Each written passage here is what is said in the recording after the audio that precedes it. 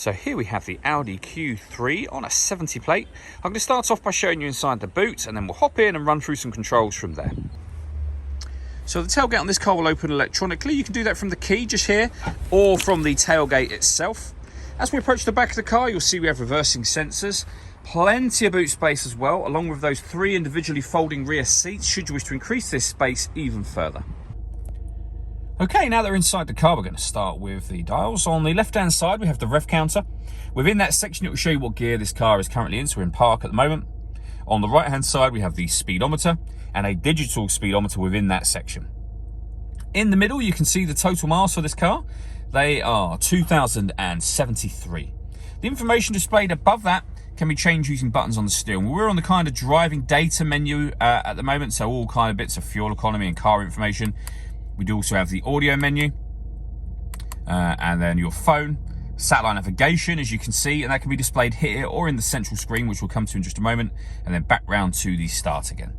If we back out to the steering wheel, the buttons that I was using just a moment ago are here. Over on this side, we have stereo and phone controls. Just behind the steering wheel, we have this minus paddle and the plus one on the opposite side. That is so that you can change gear manually off this automatic gearbox. And underneath that, we have cruise control and speed limiter. Over in the center is the touchscreen for the car. So amongst other things, you can access your satellite navigation from here. And as I say, you can have it displayed here or in that central display that you saw a moment ago, or both at the same time.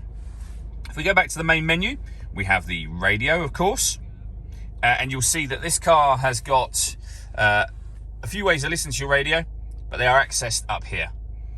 So you've got AM, FM radio as well. If you want to listen to your own music, you do that under the media heading.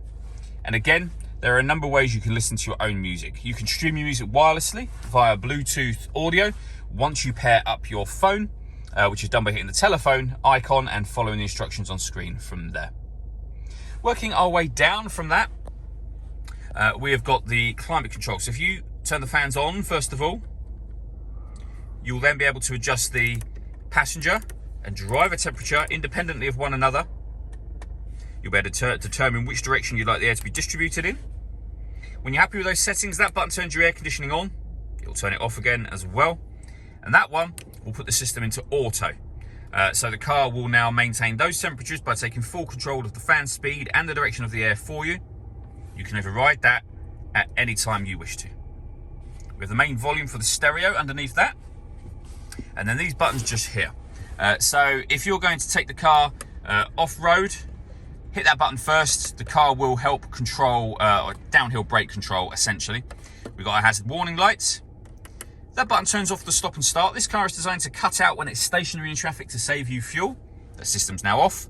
You can turn off the traction control as well. And drive select will change the driving setup of the car. So you can put the car in efficiency, comfort mode, auto, so it decides for you, dynamic, or individual, which you can customize yourself.